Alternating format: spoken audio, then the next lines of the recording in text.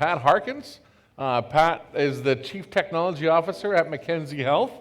He's half the man that he was when I knew him, but that's some of the miracles that exist in our society nowadays. And he actually, very interesting topic, Pat. So I'm really interested to hear what you're about to say as well, too.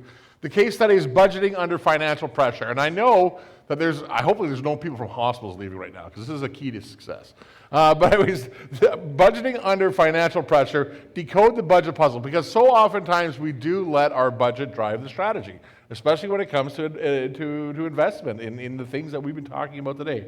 So talk to us about decoding that budget puzzle, capital versus operational budgets, and how it affects IT services and security. Thank you, Pat. Good afternoon, everyone. Pat Harkins, I'm the Chief Technology Officer at Mackenzie Health, as Jonathan was saying. Thank you very much for the introduction, Jonathan. We do go way back, so it's been nice to have been kind of catching up with us as well. I do want to apologize up front. I know I'm the last speaker between you and the cocktail reception, so I want to make sure I'll keep it on time and to get you off to enjoy the evening. So as we look forward on this, and I really want to start with just understanding capital and operating budgets. And I'm going to keep it high level, and I'm going to put disclaimers out there right now. First of all, depending on your CFO, and they have accounting standards, they tend to break them depending on what they want to do.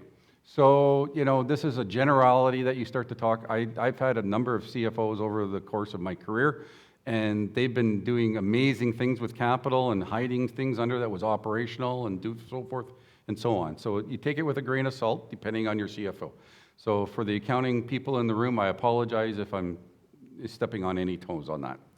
But when we look at the capital versus operational budgets explained, look at the definitions that we learned. And so we start talking about CapEx and capital budgets.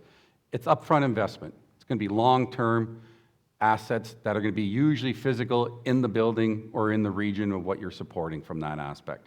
It's going to be amortized over a number of years. If we're talking about building, we're talking about 25 to 40 years.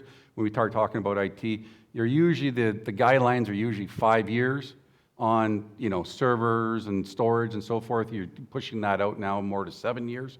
But also, your laptops and your computers and your WOWs and everything along that goes along from that side. You're locked into long term. Like I said, it's going to be depreciated over a length of time, but the benefit is low cost. You kind of forget it. You set it and forget it. That's the kind of thing. And the examples, again, I was talking about the servers, the data centers. When you look at both the OpEx, they're ongoing costs, usually for services, usually for licensing, subscriptions, and so forth. We're getting killed on that. If you're in the healthcare industry right now, you're getting killed on that when we start talking about companies like Broadcom and Microsoft. And I'll kind of bring up the Broadcom side of the house a little bit later. And it's immediate. It hits the books. Instead of being depreciated, it's going to hit the books immediately. It's going to hit that. It could affect your cash flow. It could affect a number of scenarios inside of that. And it's going to be reflected in your income statements, your audited income statements year over year. But it's scalable. You can move quickly on that. It's adaptable. You could adjust. You can move things in and out. You're not tied to that fixed asset. So that's always one thing that's going on there. And we're really seeing a lot of that now as you're going to the cloud-based. Your subscription as a service as well, your security services. I'm going to kind of talk about that a little bit better because the security services historically have been capital purchases. Now you're seeing a lot more managed services, and you're seeing that switch. So how do we kind of switch that across? So the impact on the IT services and the security. So just getting into that next topic. As we start talking about the impact, again, we start talking about it from a large upfront investment. It's slower technology. It takes you a longer period to implement that. When you're talking about data center refreshes, you're talking about servers and so forth, those are long-term projects. They don't happen overnight. You can't move them out in a week, even though I've heard of amazing things being done at certain times, but that doesn't really happen. And it affects the refresh cycles from an IT capitalization. And what I mean by that is, I'm going through my capital discussions right now with my organization. The first question you get from your CFO, what can you defer? What can you defer? What can we move off? What can we extend that life on? And a lot of times is you can a little bit, but then there's going to be times when it hits end of life and end of service. At that point, your vendor is saying, no more. We're not dealing with it anymore. It's too old. We don't want to be held responsible reputationally when you have something fail. And that's usually where it starts to come into play at that point. The OpEx, the benefits that you get from that is that it's scalable subscription, and it's a lot of it's based on, again, like I was talking about with cloud services and the IT environments. You're really seeing that push more. But again, it's truly scalable from that side of it. I can move very quickly. I can make a decision in 1 week, and I could probably have it implemented in the next week if I wanted to. And you're going to be able to look at that from that perspective and say, what's really important to me? And you can move those kind of factors up into your budget discussions as well as your organizational priorities and say you could be able to move something a lot quicker from that. The cybersecurity spending differences, like I was mentioning, a lot of that was capital-based. It was physical hardware, firewalls, routers, intrusion detection boxes, and so forth. Right now, you're seeing that move to more of an OpEx model, where the firewalls, you may still have the physical, but also you could have the virtual protecting your cloud side of the house. Intrusion detection, you're going to used to be able to see it. There was a physical box. Now you're seeing just monitors placed throughout your network. And it's going to be a subscription service that's monitoring all that kind of fun stuff. The aspect of it is what's really important is that you could add services and drop services within a dime, like within minutes. And that goes a long way to be able to meet what your goals are, what your needs are for that moment. And cybersecurity is always changing. You have to be able to move. This is what I love about this side of the house, is that you have to be able to be moved that to what's the latest that's happening out there. The cybersecurity is changing daily, and I think that's going to be an important point to be able to move that to an OpEx type of model. Also, your risk appetite and your financial strategy. In Ontario, in Canada, in the NHS, because I did some work over with the UK, they tend to be what we called capital rich. Everybody seems to have capital dollars, but you don't have the OpEx dollars. And so what's the financial strategy on those kind of things? Do you want to try to keep everything capital because you have a great foundation, there's capital dollars coming in, you've really budgeted well from a depreciation perspective, and it's predictable. That's the thing, is that you know that every 5 years, every 7 years, you're going to have that life cycle refresh. One of the things I've always budgeted on the side is everybody, I know financial people have always told me, well, everything gets cheaper, your hardware gets cheaper. It doesn't get cheaper, it's the same cost, let's say, but you get improvements in that hardware. So that's why you always have to kind of look at it from that. But it's always going to be very stable and predictable. When you go to the OpEx, again, you have a lot of agility, but your subscriptions may change from time to time. I'll give you an example with Broadcom. Broadcom bought out VMware and vSphere, which we use in the IT world for a lot of virtualizations. At the server side, it does a lot of what we call, it does a lot of the high availability, your business continuance models, and it's licensed. And they moved it from license. What Broadcom did over the last couple of years, after they bought it from Dell, they changed the licensing model, and they actually made it subscription, but they also made it that they boosted it up. So when I did my refresh just earlier this year, my costs went up 300%. And I've heard since I've already done those kind of costs, and this is where you get caught on the operational side and the OpEx, is that since I've renewed in April, since the last, 7 months, 8 months, they've already gone up another 120% based on what the costs I'm paying. So how are we going to be able to budget that? Yes, you're flexible, you can move with the times, but at the same time, you could get caught on this. And just in our own scenario, we have to look elsewhere now just because it doesn't fit in the budget anymore, and we know that's coming. So it's something to be considerate about with an OpEx. You can get caught from a licensing. Microsoft is starting to do it now because it's revenue for them. Continuous improvement level. They always want to update their spreadsheets.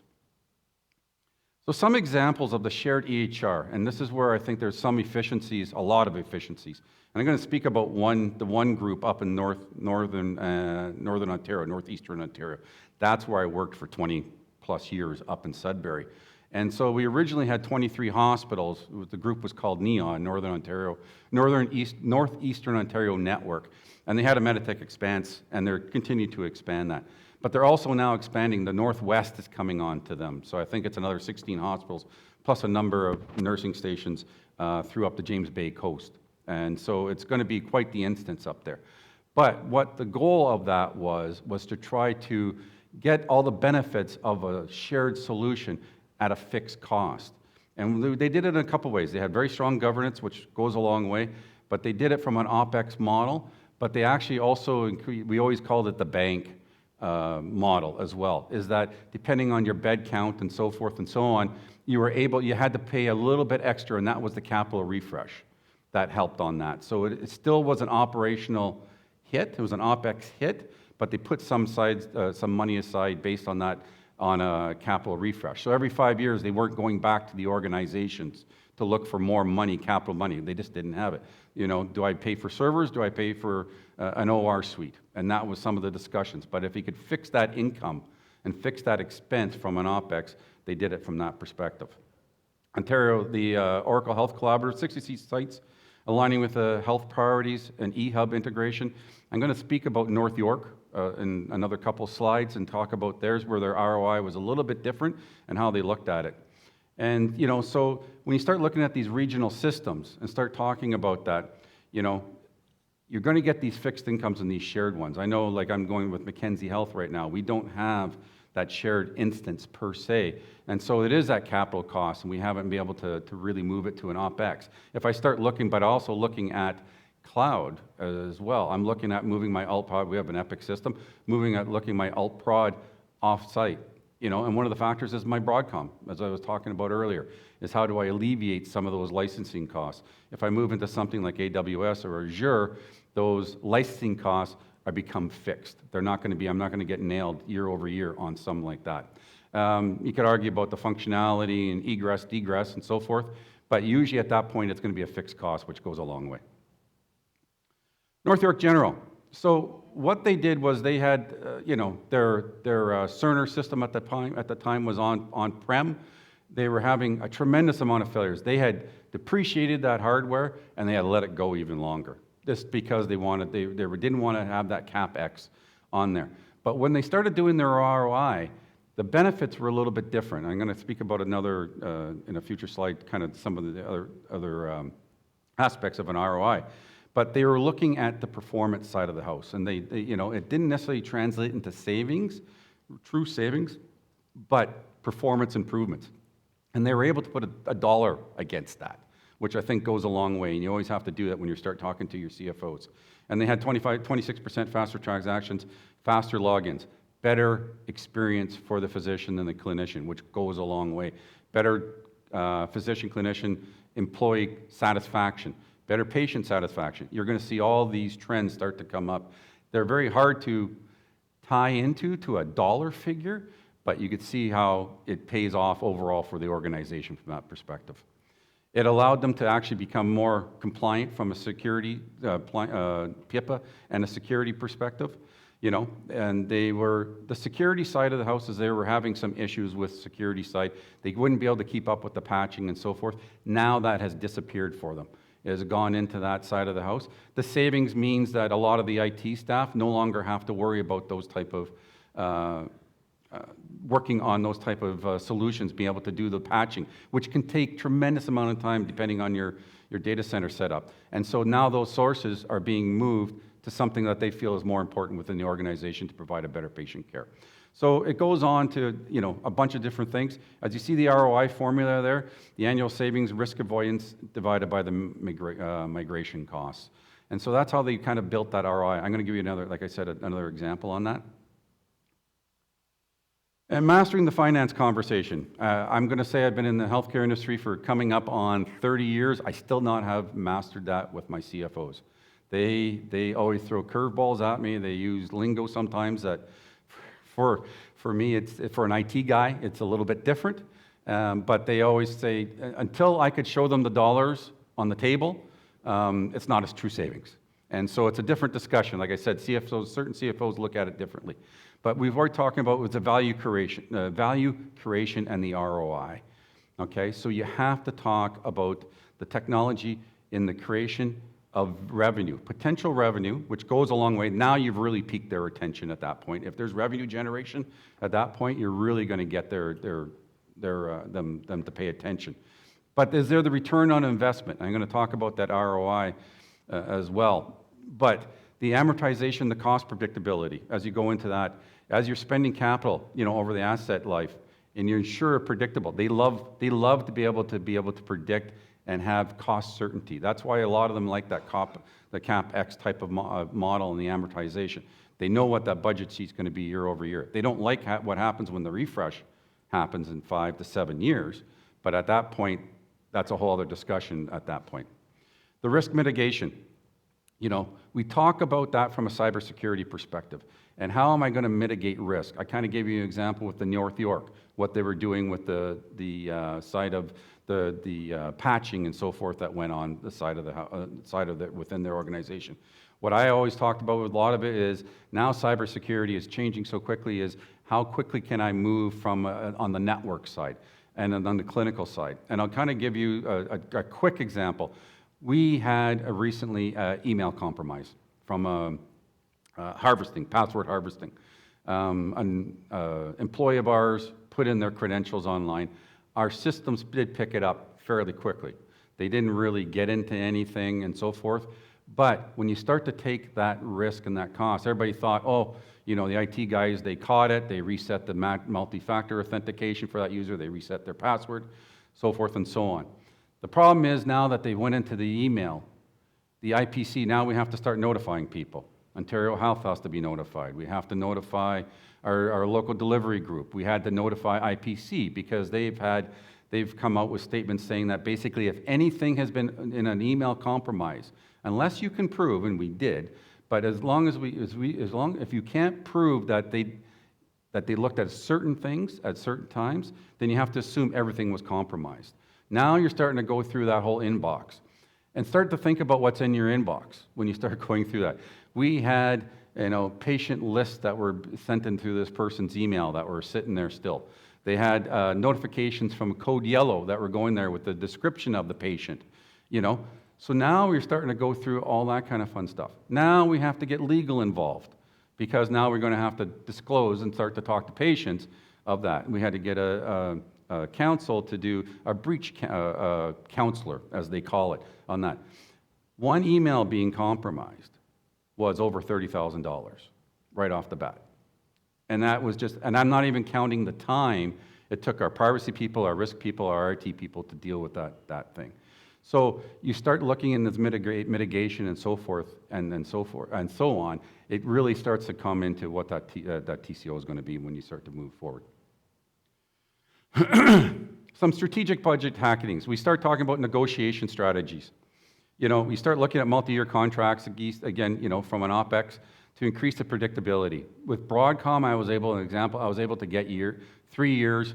They were not, I was working hard to get 5. I was not able to get 5. I know why now, because they're only giving people 1 year because they want to be able to hike up these prices. You know, it's a strategy on theirs, from their side. As you're looking to convert CapEx into OpEx, leasing options. We're going through a major refresh right now as well, you know, not only in data centers, but our endpoint devices. And this is where it does make sense in a lot of cases, is that you guarantee 2 things. You're going to get cost certainty, and you're going to get a refresh of your hardware in a certain time frame, you know, in a certain lifespan. You could say, you know, over the course of the lease at that point. One of their advantages, another organization that did this, they were leasing out they leased out their laptops, and they had a $10 buyout at the end of every 3 years. And what they did was they offered the $10, and you always had to take the laptops, destroy them. There was cost to the group at that point. What they had agreed with the organization that with the part of the $10 buyout, the employee had the right to buy it. So it actually depreciated. Part of the business case was actually taking away those costs of disposing of all that extra hardware. So some of those different ways of going on that. Again, we talked about this a few times, about framing the financial concepts, you know, regarding the OpEx being more flexible and innovative depending on what you're really doing. And the CapEx is more of a foundational, again, and it depends on your financial strategy. Again, you prioritize the quick wins as you start moving, you start sequencing them, because that'll get people excited, it'll get your clinical people involved, and get their buy-in as well as the financial, because they're going to get the positive feedback on able to do these quick wins, and you're going to be able to get that more in an operational model. Again, we start talking about cloud security, you know, but at the same time, you can't let go of the CapEx, so you still have to plan for that foundational. Some of the, I apologize for using AI, the term AI. I know everybody's throwing it out there. I try to stop using it as much as I can. but it worked in this scenario. So some of the use cases, they actually start talking about the ROI with St. Mike's and the Chart Watch, and they actually had 26% fewer unexpected deaths, and same with the Sunnybrook cardiac monitoring. And the ROI highlights on that, the AI did return $3.20 for every dollar invested, which is very impressive. You're almost looking at 300%. But at the same time, when you start looking at that, 200% to 300%, and you start looking at those savings, is it really true savings? And this is where you're going to get into the discussion with your CFO, because I may not get that savings back into my ledger, right? I always call it kind of cost avoidance, and we're going to be able to define those efficiencies.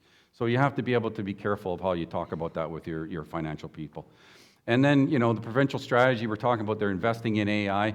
There was just an announcement today, I don't know if you heard, Microsoft is investing $19 billion into AI infrastructure into Canada. That was just announced today.